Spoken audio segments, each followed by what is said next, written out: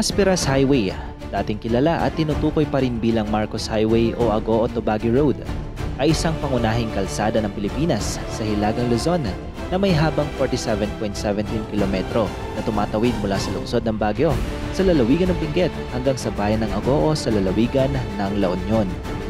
Isa ito sa 4 na pangunahing kalsada ang ginagamit ng mga biyahero upang mapuntahan ang lungsod ng Baguio. Dito matatagpuan ang Badiwan Viaduct at Tunnel na ginawa pa noong taong 1997. Layunin nito na maprotektahan ng mga biyahero mula sa mga naglalakihang bato na bumabagsak sa itaas ng kabundukan ng Santo Tomas. Ngunit lingid sa kalaman ng iba na may nakakupling yaman dito. Sa video ito ay aakitin natin ang itaas na bahagi ng tunnel upang mas makita natin ang malapitan ang napakagandang talon ng Badiwan. Sino mag-aakala na may ganito palang napakagandang tanawin sa tuktok ng tunnel na ito?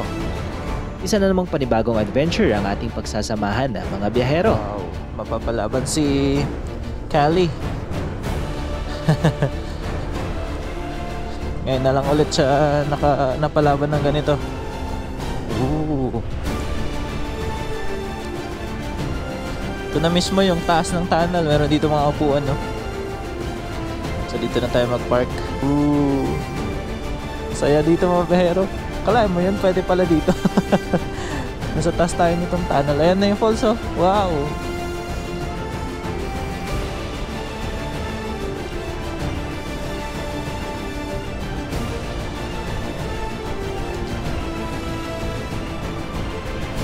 At sama-sama nating libutin at silipin ang mga pinakatinatagong yaman ng Pilipinas.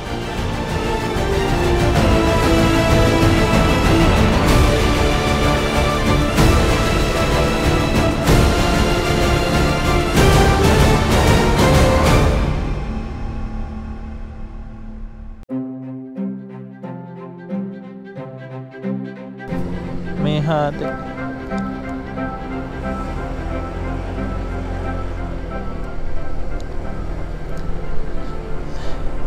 Yan, isang mapagpalang umaga mga biyahero at welcome back sa ating YouTube channel. Dito tayo ngayon sa City of Pines at isa na naman paglalakbay ang ating pagsasamahan. It's been a long time bago tayo nakapag-vlog ulit. Kasama natin ngayon si Mark, nandyan sa likuran natin. Nag-uulan-ulan kasi nung mga nakaraan at saka busy tayo sa work natin, kaya yon hindi tayo nakalabas. Pero ngayon babawi tayo. Meron tayong pupuntahan na isang nakatagong talon dito sa may taas lang ng Marcos Highway Tunnel. So silipin natin kung ano nga ba yung natatagong ganda nito. At meron tayong kakainan sa baba lang ng tunnel. Bago mag-tunnel, may isang restaurant doon na masarap din. Naghahain sila ng mga pinikpikan, mga local delicacies dito sa Benguet. Ayan, at let's go. Oras natin ngayon 7:27 ng umaga mga biyahero.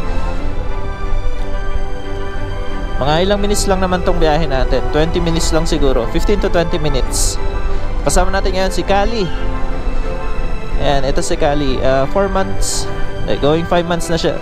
Ganyan ngayon, bago na, ay going 5 months na niya na ngayon mula nung nabili natin. So dito na lang tayo dadaan.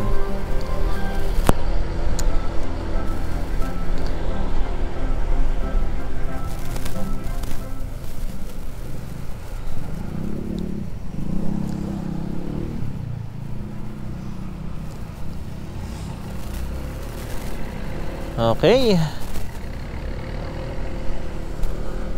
Ito na yung talipapa ng Engineers Hill, Satellite Market.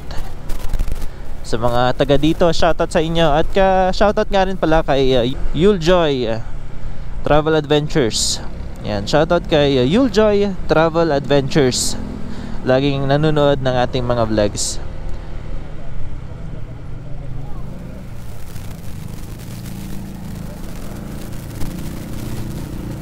Ito na yung Victory Liner.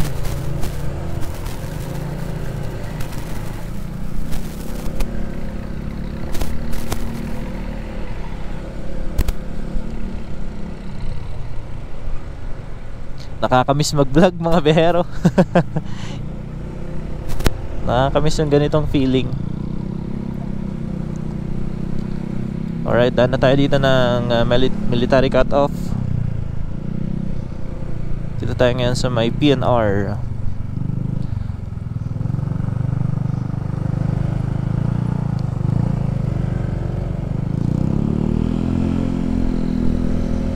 Ganda ng panahon. Tapos mamaya uulan. Nag-uulan-ulan dito ng mga hapon. Simula ng after lunch. Kaya mahirap lumabas at maabutan ng ulan kapag hapon.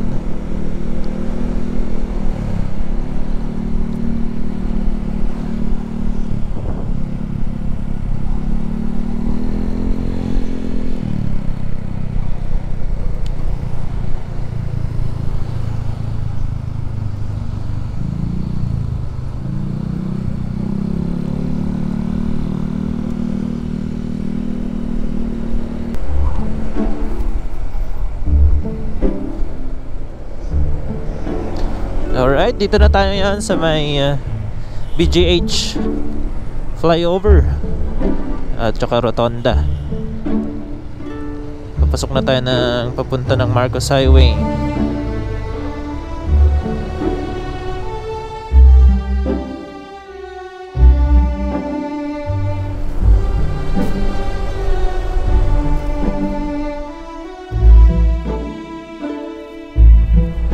Good morning, Baguio.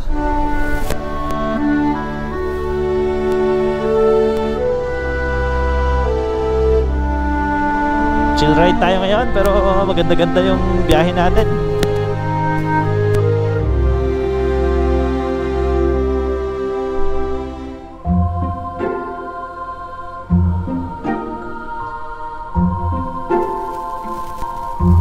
Hindi malamig, hindi mainit.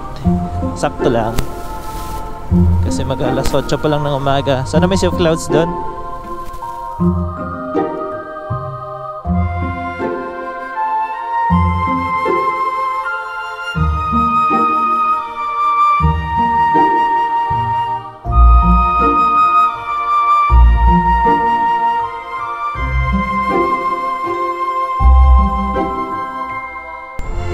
Ayan, tanaw natin dito yung Mount Santo Tomas tsaka Mount Cabuyao.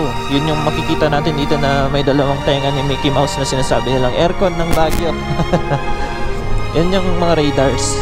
Yung dalawa na yan. Hindi na yung gumagana. Pero hindi pa rin nila tinatanggal kasi naging parang landmark na siya dito sa Mount Cabuyao. Ayan o.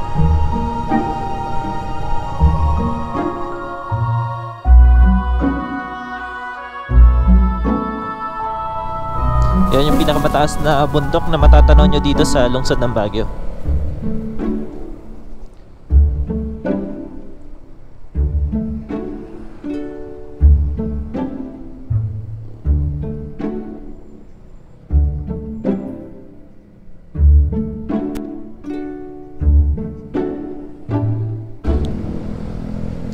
Ayan, ito na yung junction ng Balakbak, Green Valley at saka itong Tuba.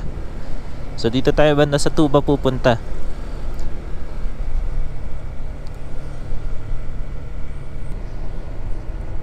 Grabe yung tatayog ng mga kabundukan ng Benguet at Baguio.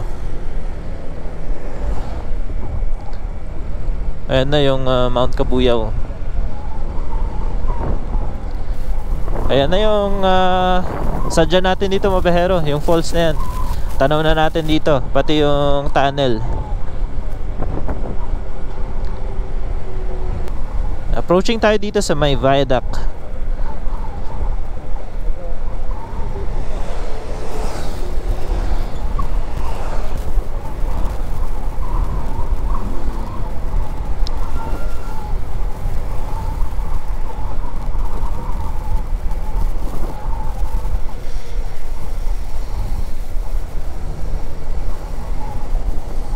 Ayan. Pwede kang dumaan dyan sa baba, pwede rin dito sa taas. Pero ito, sementado kasi yung sa baba niyan, medyo rough road. Sa mga naghahanap ng adventure, pwede ka dyan sa baba.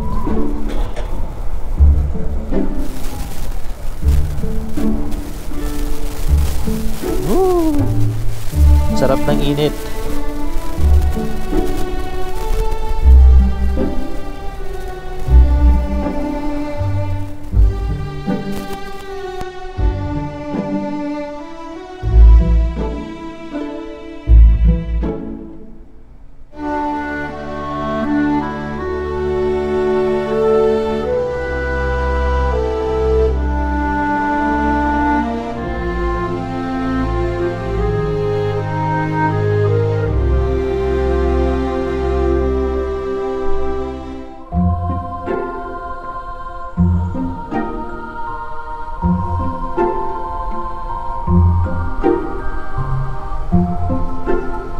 Try muna nating lagpasan itong tunnel mga behero. Ay, ito ata yung daan.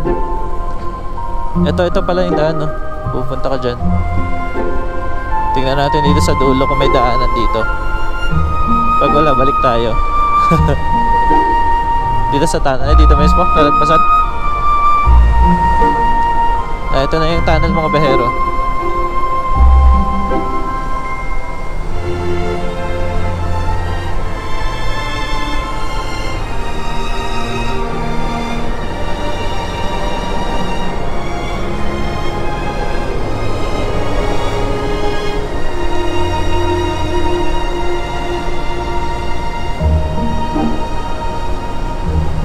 Doon nga lang yun. Doon nga lang yung daan.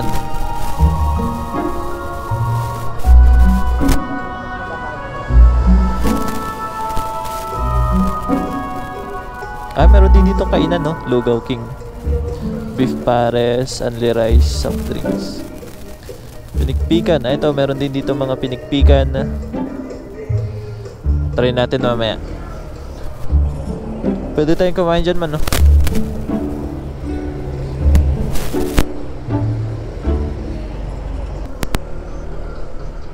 Balik tayo. Doon tayo sa entrance.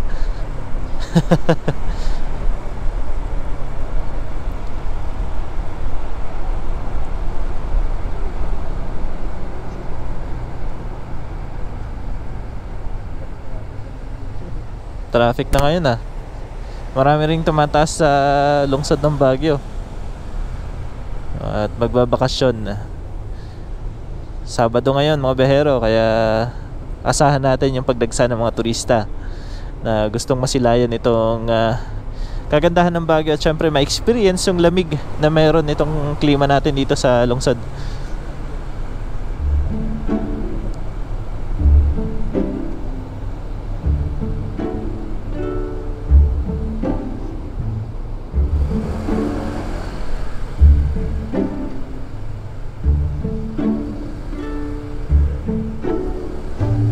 Pwede tayong kumain dun sa kabila. Pwede rin dito. Meron din dito nagsaserve ng masarap na mga pagkain dito sa resto na to. Ayan. Tignan natin kung paano tayo makakataas dun sa taas. Dito tayo sa right side.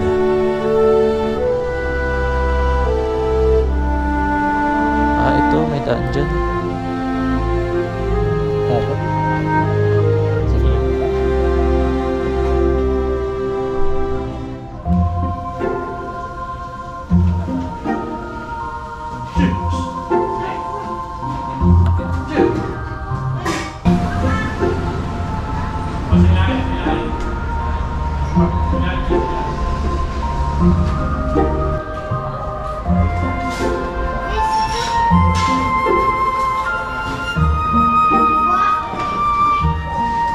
Meron sila ditong kubo. Dito na tayo kain mga behero. Ayan. Alright. Tinahan tayo dito. Maluwag dito. Sige. Isang wala mo ng tissue. Kaya tayo. Breakfast. Bago tayo tumaas doon. Alright.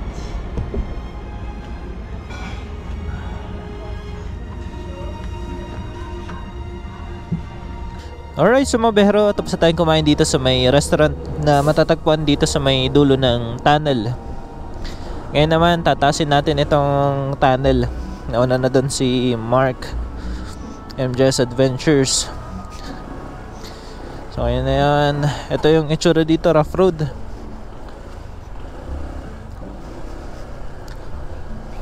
Rough road. Ay, off-road tayo malala. Ayan, meron dito mga kabahayan dito sa may tunnel sa dulo. Tingnan natin kung hanggang saan natin matatagos ito. Itong kalsada. Hindi pala ito kalsada, hindi sementado. Buti na lang naka ADV tayo. Dual sport tires.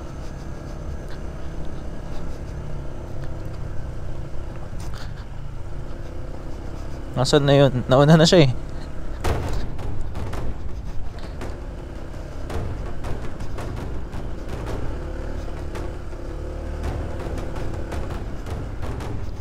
Wow, mapapalaban si Callie. Ngayon na lang ulit siya napalaban ng ganito.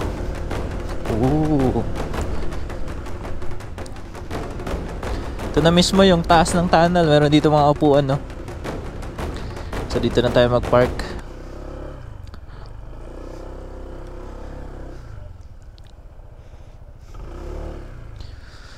Up.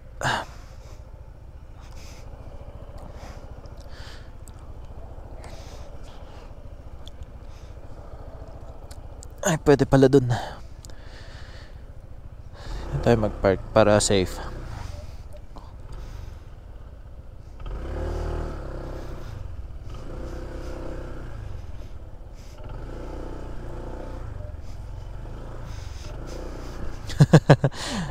Tayo sa taas ng tunnel.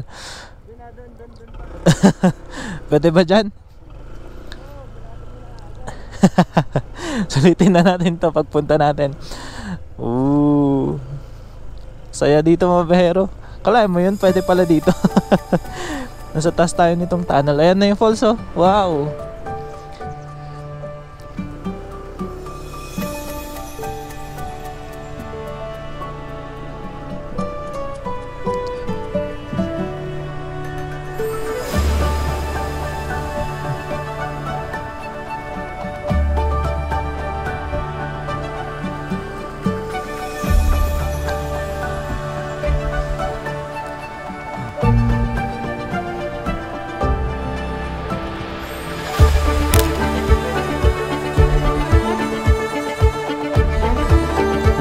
Ang taas.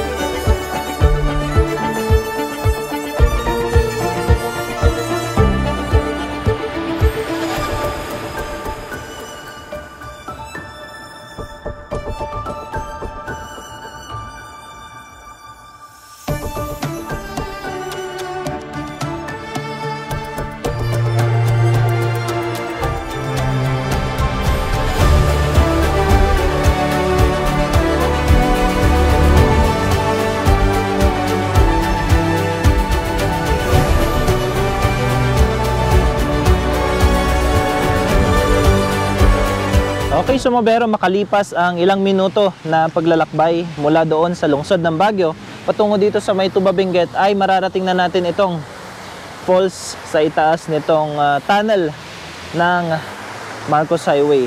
Ayan, napakataas mga behero. Nandito tayo sa tuktok mismo nitong tunnel. At mula sa ilalim mga behero ay maririnig natin yung tunog ng mga sasakyan na dumadaan dito sa tunnel na ito, kabaan ng tunnel na ito. Ayan, makikita natin dito yung lungsod ng Baguio dito sa ating harapan. Dito naman sa kabila, yung kabundukan na sakop ng Baguio at Benguet. Dito sa taas natin itong Mount Kabuyao. So habang nag-iikot tayo dito mga behero ay napakaganda talaga ng tanawin na ating nakikita. Ayan. So bibihira lang yung pagkakataon na ganito yung mismo makapunta tayo sa ganitong klase ng lugar na yan, oh, paganda.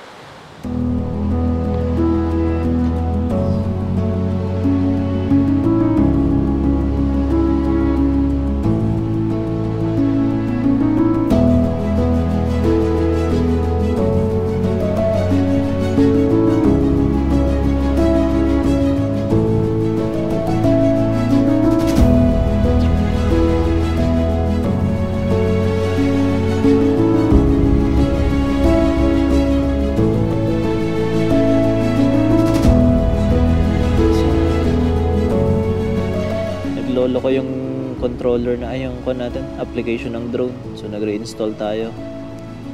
Abutin to ng mga ilang minuto, 5 minutes siguro, 5 to 10 minutes. Ay. Ganda nung dito sa right side natin, yung kabundukan na natatanaw natin. Wow.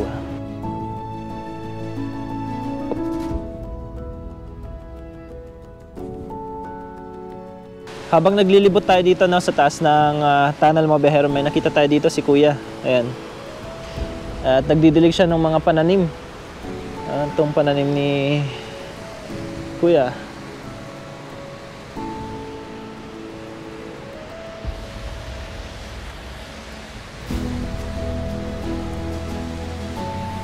Pechay.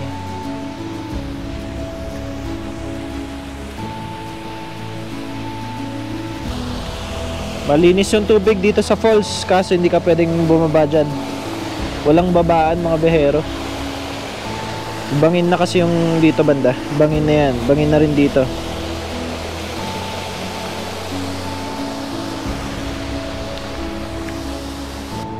At dito naman sa gilid ng tunnel, mapapansin nyo mga behero, meron dito mga nakalagay at naka-install ng mga solar panels. So ito yung nagbibigay ng liwanag paggabi dito sa loob ng tunnel para makita ng mga motorista ang daan. Yan o, may mga ulap na mga behero. Ito. She don't like small talker, crowded sidewalk. She don't like small talk. She don't like to say a lot, but she don't mind restful sacred mornings, listening to the rain.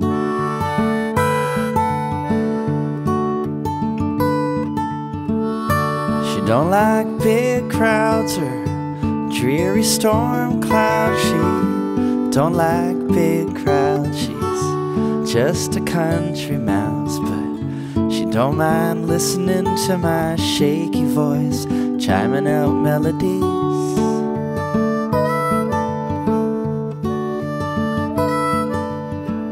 Her glass of wine by the fireplace, trading memories.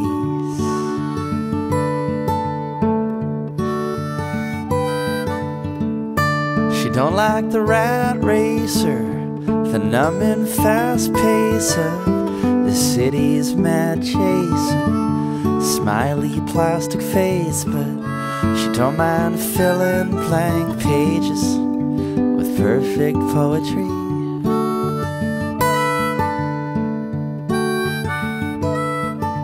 Ayan, mabero. Mula dito sa tunnel na ito ay matatanong natin itong bridge, itong viaduct mga behero. Ayan yung viaduct. So, proyekto ito ni dating Pangulong Arroyo.